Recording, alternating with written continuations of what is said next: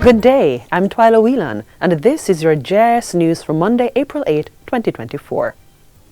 The Jamaica Promotions Corporation, JAMPRO, and Agro-Investment Corporation, AgroInvest, will be strengthening cooperation to promote growth in investment and export of agribusiness products. The two entities signed a Memorandum of Understanding at JAMPRO's corporate offices in Kingston on April 4. CEO of AgroInvest, Vivian Scully, and President of JAMPRO, Shillette Cox, signed on behalf of their agencies. The agreement will provide for greater collaboration on the development, packaging, and promotion of agricultural investment projects and the growth of agribusiness exports. The AgroInvest CEO adds that the partnership aims to support agro-park expansion, increase agro-processing, and boost exports. This, he says, is a major step towards achieving growth for the future of the agricultural sector in Jamaica. eGov Jamaica Limited has earned international certification for its software engineering quality management systems. The ISO 9001-2015 certification was officially handed over during a recent ceremony. Minister without portfolio in the office of the Prime Minister, Senator Dana Morris Dixon, says it's the entity's way of showing the world that it is dedicated to quality and excellence. This international standard is more than a badge of honor. It's a reflection of deep dedication to systematic and process-driven approaches that guarantee the highest levels of service delivery. She has praised eGov for being at the core of the digital transformation thrust, adding that by elevating its software and emergency quality management systems, the entity is both improving its internal operations as well as its credibility and image in the eyes of customers and stakeholders. ISO 9001 is the internationally recognized standard for quality management systems.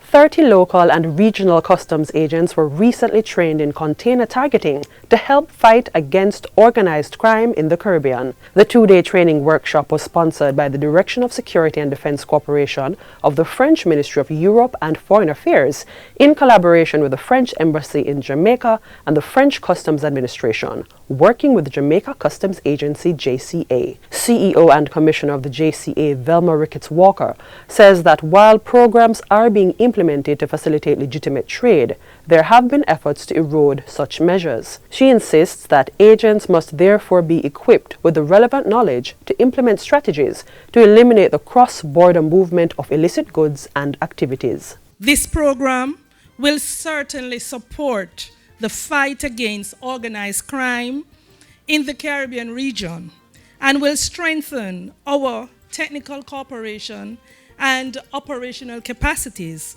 particularly among the participating countries. This coordinated approach to border management will bring about increased information sharing and improve cooperation with our local, regional, and international partners. While this particular training is being implemented in Jamaica for the first time, this is the 42nd forum since its 8-year installation. Over 1,300 customs specialists have gone through the program. Here in the region and in Europe, a threat that endangers not only the well-being of our countries, but also the lives of our loved ones and of our children, drug trafficking. In this regard, this training course is particularly relevant. Targeting and searching containers is at the heart of the fight against drug trafficking in our globalized and containerized economy. Local science innovators are being encouraged to showcase their work at this year's 8th Biennial Science and Technology Conference.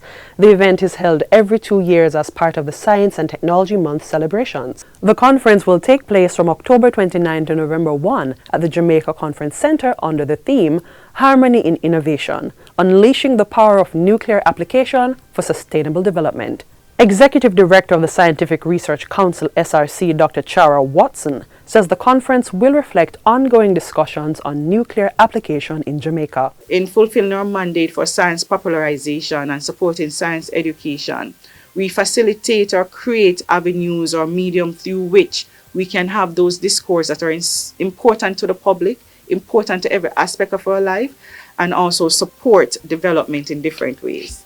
She was addressing a recent JIS think tank. The conference is open to all researchers, policymakers, academics, innovators, and the general public. Interested persons can visit the SRC website at src.gov.jm for more information. And finally, there are no reports of any Jamaicans being affected by the 4.8 magnitude earthquake that rocked New York City and its environs on the United States East Coast Friday. Minister of State in the Ministry of Foreign Affairs and Foreign Trade, Orlando Terrelong, gave the assurance in a press statement on the weekend.